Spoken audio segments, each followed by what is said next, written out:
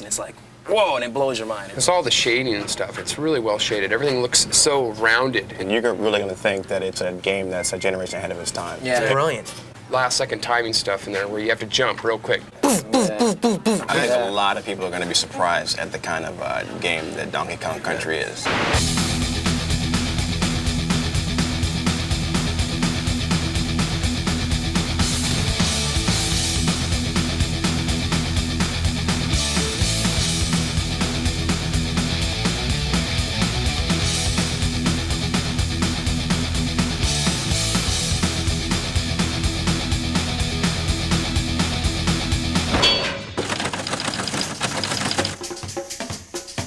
Here we are today on our way to Redmond, Washington to take an exclusive insider's look at Nintendo's new revolutionary yet unreleased game, Donkey Kong Country. Where do they get a load of us? Guys, we finally made it. Nintendo of America, the fortress. Let's find out what Donkey Kong Country is all about. Let's go inside. Let's do it. Hey, it's Ken Lobb, development manager. Hey man, how's it going? Donkey Kong Country, how you doing? Ken, what is the deal with this here? Yeah, we get a lot of letters and they like to put pretty pictures on the front of the envelopes, so we'll stick it on the wall, you know? So, Ken... You want a banana? No thanks. Ken, I want in on this Donkey Kong Country thing. I want on the inside. I don't know. Ken, me and you, pal, we go back a long way? Come on. What do you think? Old time's sake? Okay, I'll take you to the treehouse. The treehouse? God, I hope there's no climbing involved. Here it is. What's the password? Diddy. Password? Diddy? Yeah!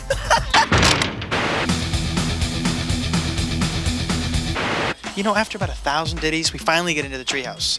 We're gonna say hello to Tony Harmon. He is the product development manager here at Nintendo. Tony, how you doing? Pretty good. Welcome to the treehouse. Thank you very much. And I want to know, the story behind the game. Are you here to talk about the story? I'm the wrong guy. We need to get Dan here. This is Dan Osen. Oh, Dan! What's up? How are you? Pretty good. Good, Dan. I want to know something about this story. Basically, we had a chance to kind of create a new story for Donkey Kong. We gave him a world to live in, some supporting characters, foremost among those Diddy Kong, the little Kong wannabe monkey guy. Little Kong wannabe? He's a cool little dude who follows Kong around, tries to be just like him.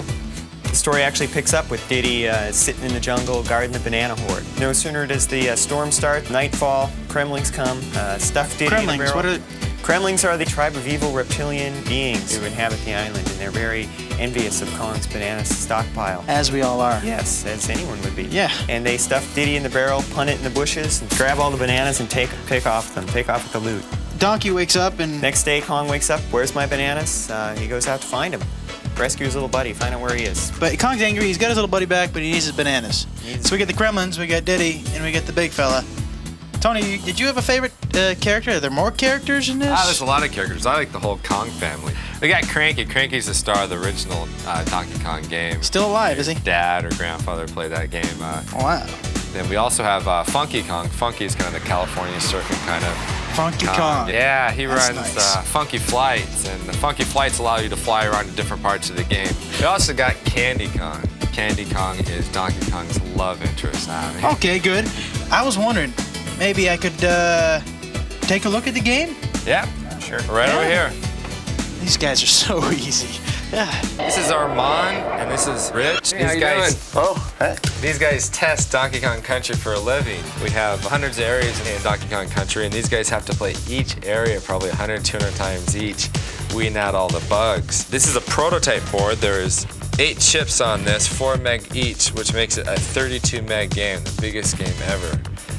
This 32 megs allows us to do a variety of action and a variety of backgrounds. We have snow levels, jungle levels, The pyramid type levels. pyramid levels, The cave scaffolding levels, level. The forest levels. The industrial level. And underground, factories, all kinds of A lot of different bizarre levels in places that you wouldn't expect to find on an island. Yeah, it does. We've got a bunch of guys that call it goodies. These guys help you out. We got Ramby, who's a rhinoceros who bashes through some walls, helps you find some hidden areas. We got Winky the frog. He's bad. He can jump on top of Can't like forget Espresso either. Yeah, we got Espresso. That's an ostrich, a flying ostrich with these little bitty wings and goes flapping along the top of the screen. We have a lot of other special effects we do as well. On the snow level, we have 12 different layers of snow going back and forth. We have forest levels with parallax scrolls for dimension in the game.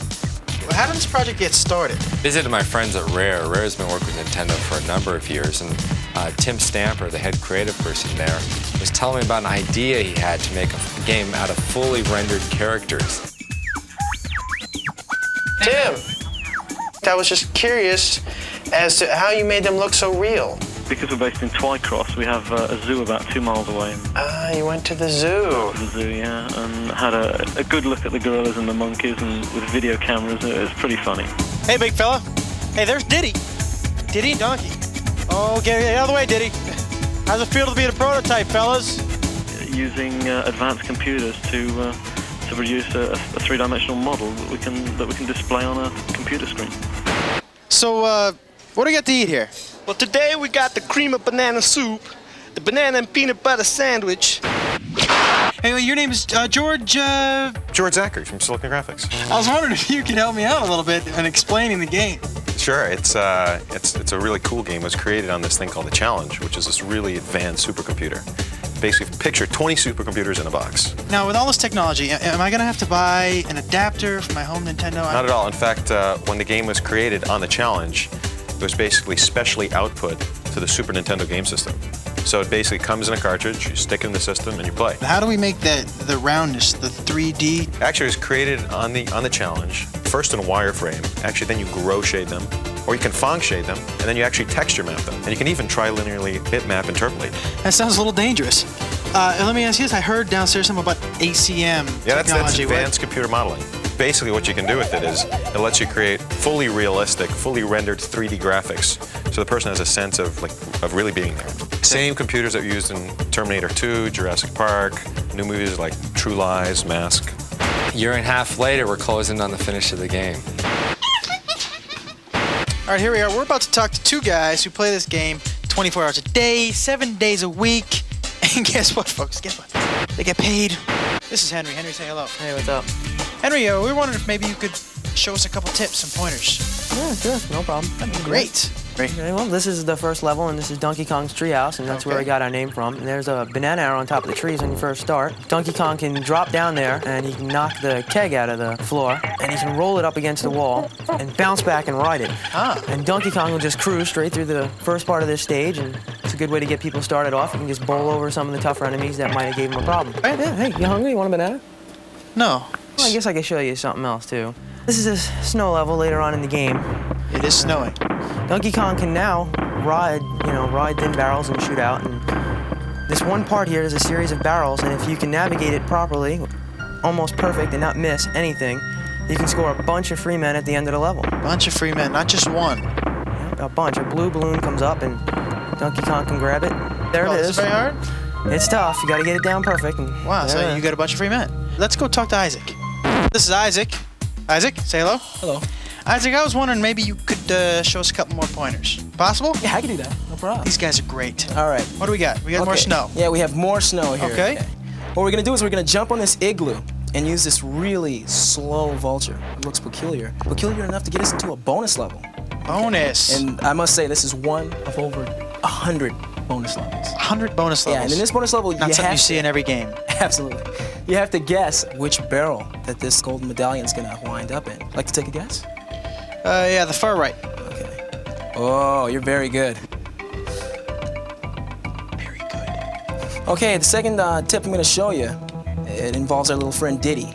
Diddy. Yeah, Diddy's the cool guy. You walk over to this little thing here, you jump on top of it, you're gonna grab that rope, let the rope take you over, jump right on top of that little stump in the ground, pick up the TNT, walk over to this oil can, blow it up, fall right into another bonus level. Now what you wanna do in this bonus level is jump out of this canister here, out of this little can, and grab the balloon. So we have some pointers now. Good thing you came with us, because you learned some things today that, boy, you're not gonna learn just anywhere else. You thought it was gonna be a waste of your time, didn't you? Fried green bananas, bananas au gratin. Video game music should draw you into the game. In Donkey Kong Country, we had graphics that were way beyond anything else that's ever been done. We were also hoping to get some music better than anything that's ever been done. This music, for example, is very upbeat, fits with the jungle. It's an early level. The level's not very hard. The music is kind of nice. Okay, now here we have the music that goes with the water level. Now in this level, you've just finished a really, really hard level in the game. We use this music and this fairly easy level as kind of a reward. because the music is so good, we're putting this music on a CD. You know, something that's big in Japan for many, many years is game music on CD. Hasn't been a big hit in America because maybe the music hasn't been quite up to what you hear on the radio is every daytime. You're kind of losing it, dude. We got massive Smurfs attacking him on the scaffold level. What are the big blue Well, buff? the reason why I like them is because, for one, they're big, they're blue, and they're buff. Well, then when you hit them, they kind of bounce.